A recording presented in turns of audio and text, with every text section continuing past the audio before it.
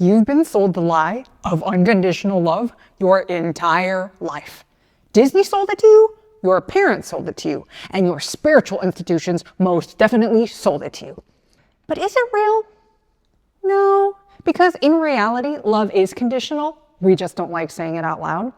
And desperately holding on to the fantasy of unconditional love is keeping you stuck in repeating loops of toxic relationships and unmet expectations, or what most psychologists would refer to as a miserable ass life.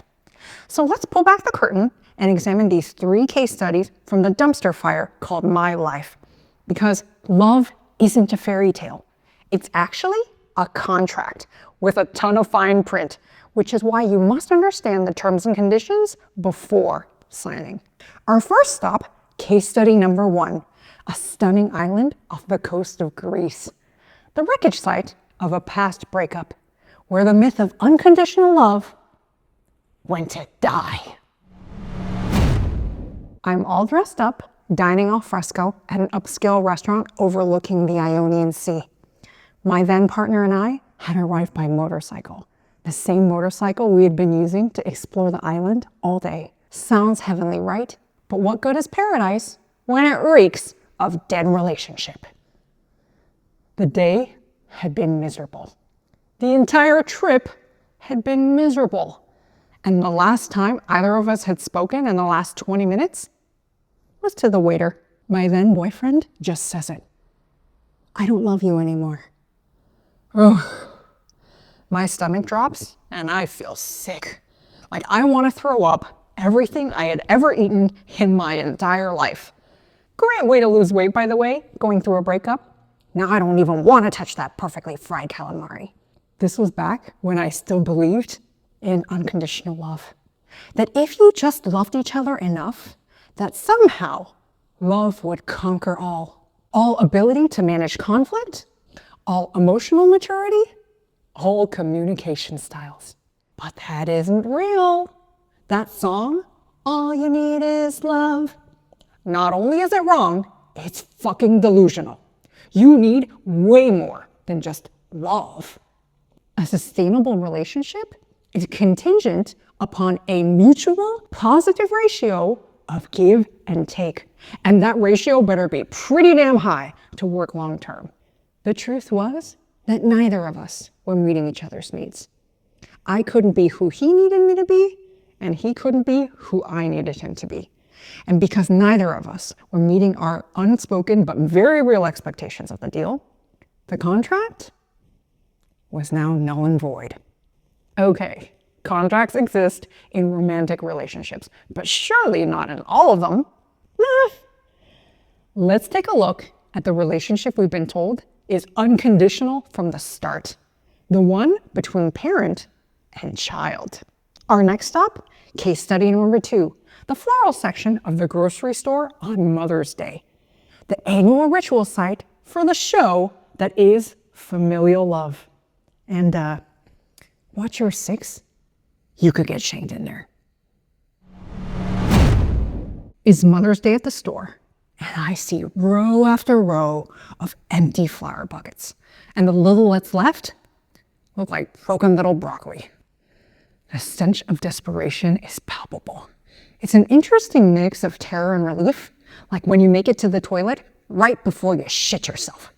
Made it. I made it. Because it isn't about the flowers. It's about what they represent. A receipt. Proof that you did your duty. At least I made the brunch reservation early because now we were comfortably seated with a waterfront view. Because mommy loves the water. But I'm not out of the woods yet because my mother is already saying something and I really shouldn't engage because today is supposed to be nice. So I'm gonna have to dig deep. Coffee?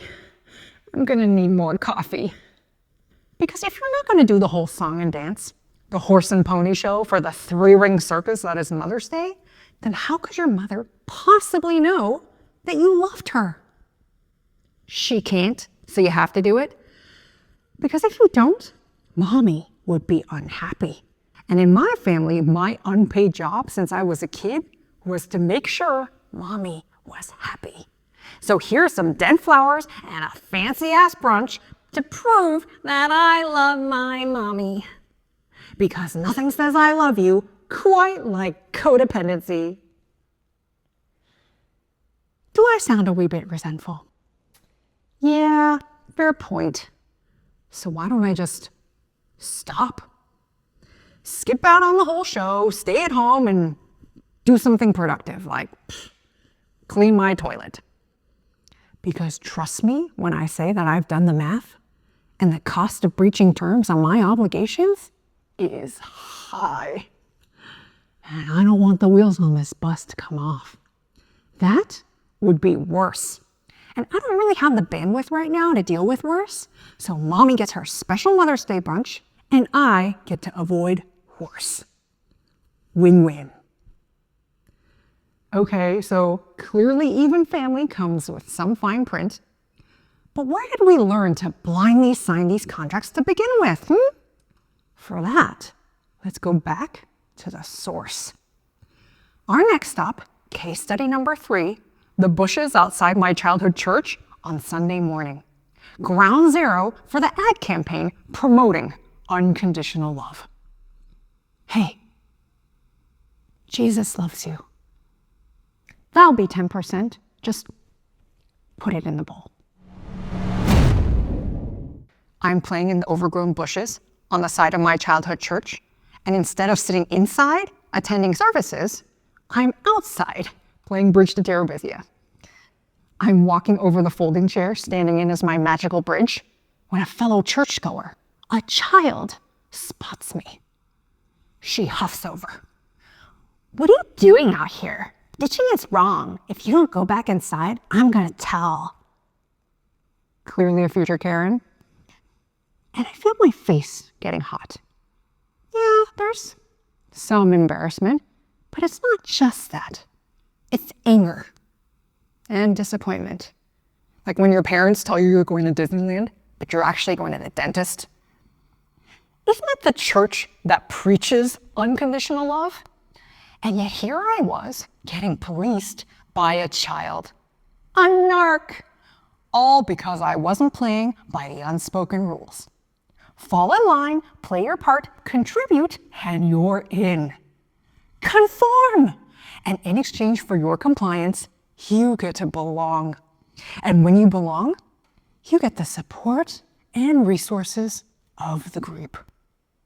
Which to me looks like a box of donuts and something resembling orange juice, but it's not real juice. But I don't want to go back inside. I want to stay outside because this, me playing in my own imagination, feels way more real than the game of pretend being played inside. Let's act piously, but cut people down when they fall out of line. Let's act like all are welcome, but really we're a tight-knit club with a strict pecking order and requirements. Obey? Good. Disobey? Bad. Comply, and we love you. Deviate, and this isn't the right fit. Bye. See you never. Talk about the ultimate terms and conditions. Standing there in those bushes, I now saw the full bait and switch. You will be loved, not for who you really are, but for the fake version, who submits. And now that I can see it, I didn't really feel like playing anymore. But I will still eat that donut, because our 10% paid for that shit. Yoink! When you believe love is unconditional, you're pretending there is no contract. So you end up signing a shit deal, all while innocently hurtling toward the dark depths of Suffersville. Population, you. The problem is that love has conditions, whether they're explicitly stated or not. But when you know conditions exist, you know what the trade is. You know what you're on the hook for, and you know what you get back in return. So now you choose which deals to make. You choose which contracts to sign, and you choose from which to walk away. You do not have infinite time or resources. The trick is to find the people and the situations where it's a two-way street, where there's aligned goals, where there's reciprocity. Your love isn't free. Stop giving it away like it is.